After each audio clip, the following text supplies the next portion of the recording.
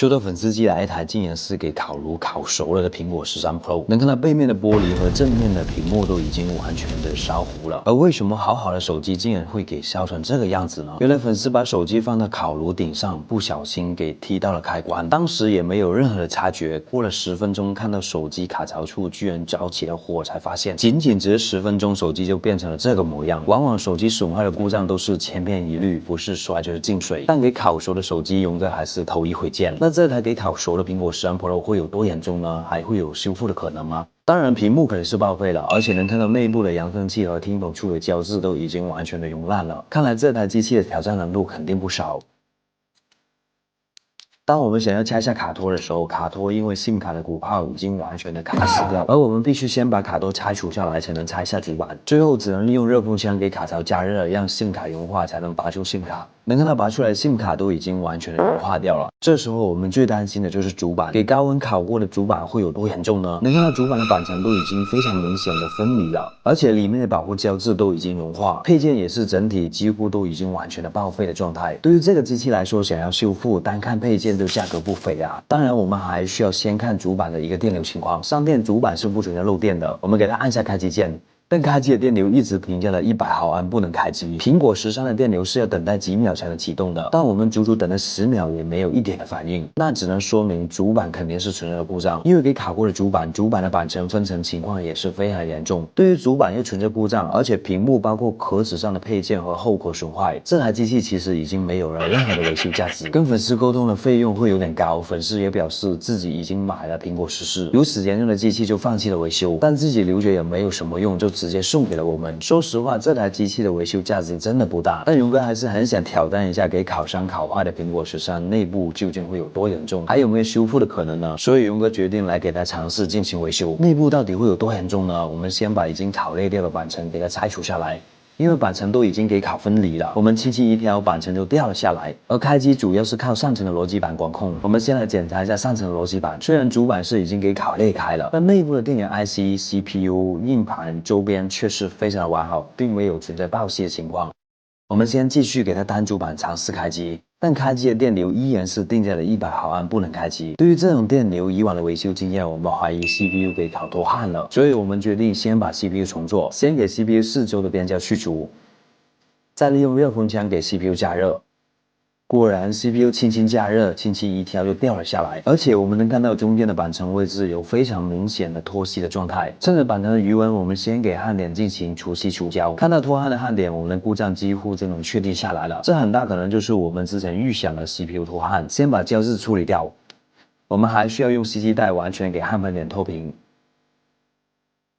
处理好主板，我们继续给 CPU 进行除胶除隙。CPU 上的焊点是非常容易掉点的，我们需要先用焊锡给每个点进行脱平，再把胶质也一并的清理干净。CPU 就处理好了，同时我们还需要给它重新指挥吸浆，最后再把它安装回主板上。OK， 这时候也是见证奇迹的时候了，我们再次给它上电开机。果然电流在几秒内有抖动了，这回的电流能正常的摆动起来，但摆动之后的电流又调回了80毫安。这时候的电流提示应该是主板开机了，但为什么又进不了系统呢？我们先装上好的显示屏来给它测试一下。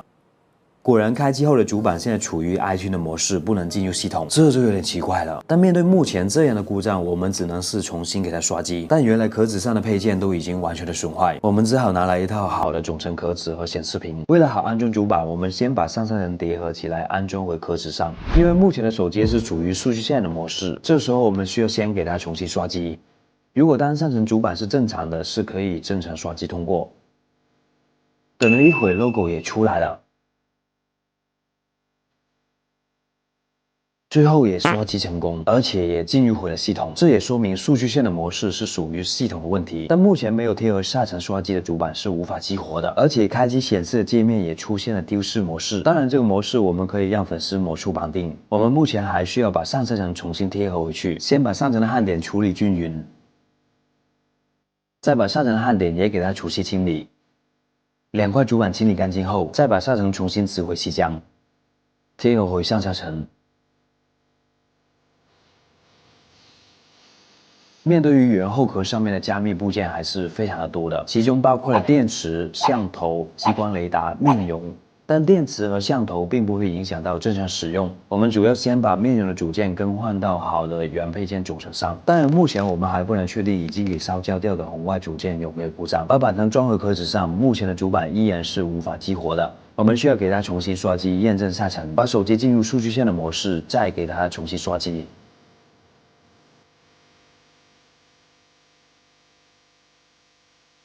最后刷机也都完成了，这时候的手机串码也都出来了。我们重新给它激活，能看到激活后的手机面临着两个弹窗，一个是电池，一个是像头。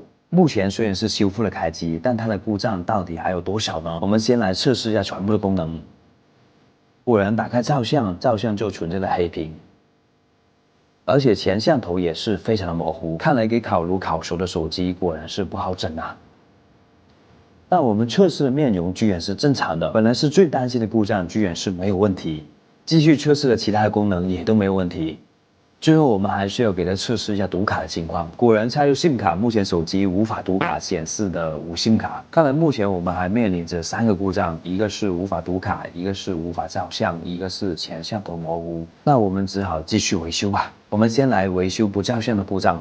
果然，当我们排查到广角的一个角位，居然存在了000接地。我们查看这个通路从正面通往了背面的照相 IC。这回我们需要先把主板重新分层下来。当查看到这个位置的时候，故障居然显而易见了。原来在这个电容的位置掉进了一些吸球，把这条通路明显的短接了。那这个故障就好办了。我们直接把短路的吸球去掉，果然这回测量的数值也都恢复了500多。那照线的故障我们就非常简单的修复好了，原来只是在维修的时候吸球掉进了这条线路，直接短接了。而不读卡这个故障应该是卡槽因为烧糊的原因，我们在拆的时候卡槽造成了损害，我们先把它更换尝试一下，先给焊点涂上锡浆，再利用烙铁和风枪给卡槽降温，卡槽就很轻松的拆除下来了。拆除了卡槽，我们把焊点利用吸气带重新给它拖平，把角位也完全拖平，再给焊点处重新填回锡浆，重新装回新的卡槽，继续利用新的锡浆重新给它灌吸。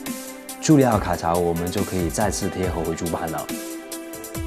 装回主机，再次测试照相恢复了。我们再来测试 SIM 卡读卡的情况，也都恢复了，拨打电话也都没有问题。最后的一个故障只剩下前像头模糊，那我们继续进行维修吧。因为前像头是在面容组件罩子的下面，我们需要利用磨机先把铁皮磨去。磨掉了铁皮，前像头就非常容易的拆除下来了。我们重新给它更换上一个好的像头，整体的故障也都完全的排除了。虽然整体的功能都修复了完成，但目前这台机器却存在了3个弹窗。对于这3个弹窗来说，其实是可以修复2个，一个是电池，一个是屏幕 IC， 而像头是比较难处理的。但这个弹窗并不会影响到我们正常的一个使用状态，所以没有一定的需求下，这2个弹窗是不需要处理的。